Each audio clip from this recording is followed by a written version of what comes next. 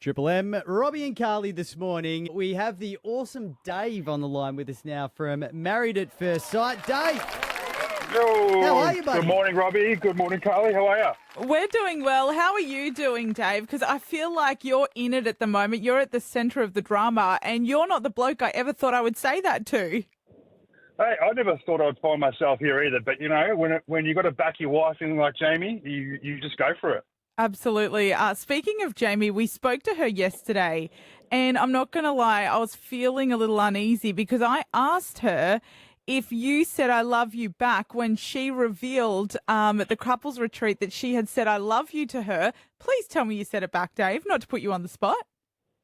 Hey, look, she covered my mouth, and I think that she didn't want me to respond at all, but I'm pretty sure that she can feel the feels from my end. I feel like she's comfortable enough to say that. So, yeah, I wasn't quite ready to say it just yet, but yeah, she can definitely feel comfortable in telling me those things. Okay, you're making me nervous, Dave. we need the L word dropped. I haven't said it at this stage, so we'll just have to wait and see. Okay. Mate, when you came into this experiment, did you actually think you would score well as when it comes to wives? Because, you know, there's a lot of drama, as we know, with most MAFS couples. But you've actually scored a great wife and she scored a great hubby. Did you think it would turn out that way?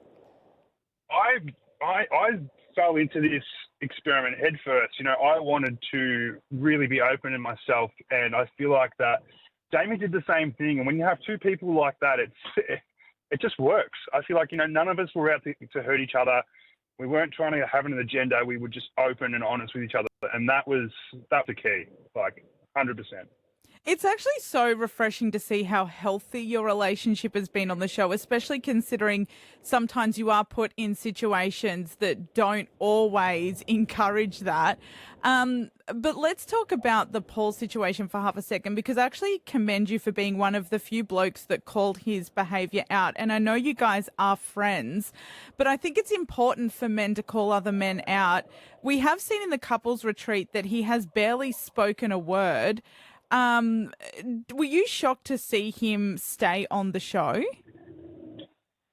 Look, that was a situation out of my hands. But yeah, like I said, Paul's one of my mates, and you know, I've had people throughout my life sort of do these situations, and you know, all I can do is be myself and prop them up and try and get them through it. You know, the support and be a support network, because yeah, it is a shocking thing. But yeah, just try and be who I can for the people around me.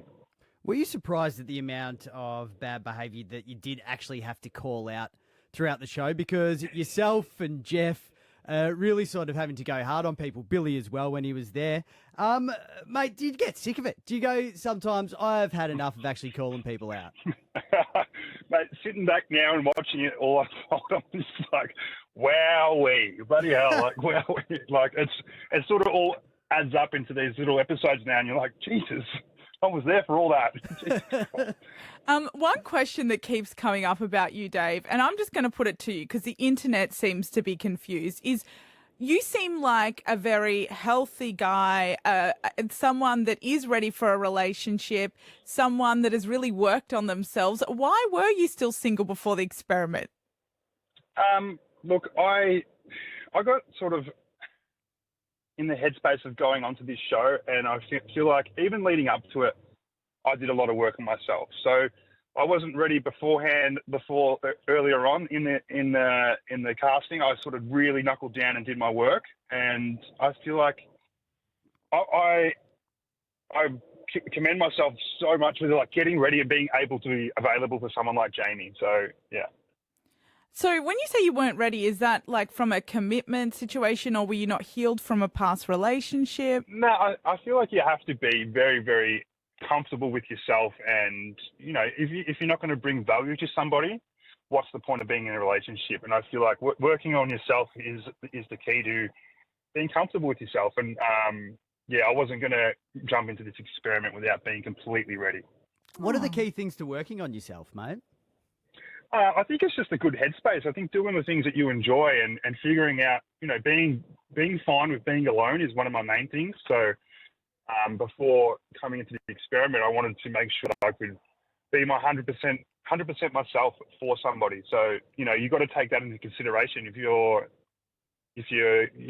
want to bring value, like I said, to somebody's life. So that's what I was focusing on. Speaking of doing the things you enjoy, mate, are you going to have a kick for the Mighty Mathara this year, or now that you're on TV, is that off the cards? Mate, imagine the heckles from the sideline this year. Jesus. Hey, You're a love big a boy. You get a kick. You're a big boy. You can take it, though. I'm sure you can throw a bit back. They actually messaged me the other week, so we'll see what happens. This has gone completely price over has my gone up. head. Sorry, Carly, back to maths. I don't know what that was. That was a weird little side quest there. But I want to actually talk about your side quest at the moment. You've started a joint TikTok account with Billy. Yes. Are we going to see maybe a podcast off the back of this? Like, is this going to become a whole brand? Look, it's an exciting time. At the moment, I have nothing to do with that side of things. I'm just trying to keep my head down. Billy's flying the flag for the boys. But yeah, there's exciting things to come, that's for sure. We have me and Billy, our brains together. Who knows what's going to happen? So what does he do? Does he essentially just get you in a room and say, all right, let's film a few things there, Dave, and then you just do it and he sorts it out? Yeah. Well, those times that are on those pages are just from our time together. So being in Perth, I think, and I'm in Melbourne, it's sort of hard. So we will reunite very soon. Let's just say that. Oh, okay. I kind of like this new business venture. Where does Jamie fit in all of this? How did she feel about you getting a joint TikTok account with Billy and not her? Well, look, Jamie is supportive no matter what. I think that's just Jamie and Dave support each other. So she doesn't mind, and you can see the bromance. I'm pretty sure she loves Billy too, so it all works. I think we all love Billy at this point, don't we? We just want to see him happy. Hopefully there's a spin-off of him finding love.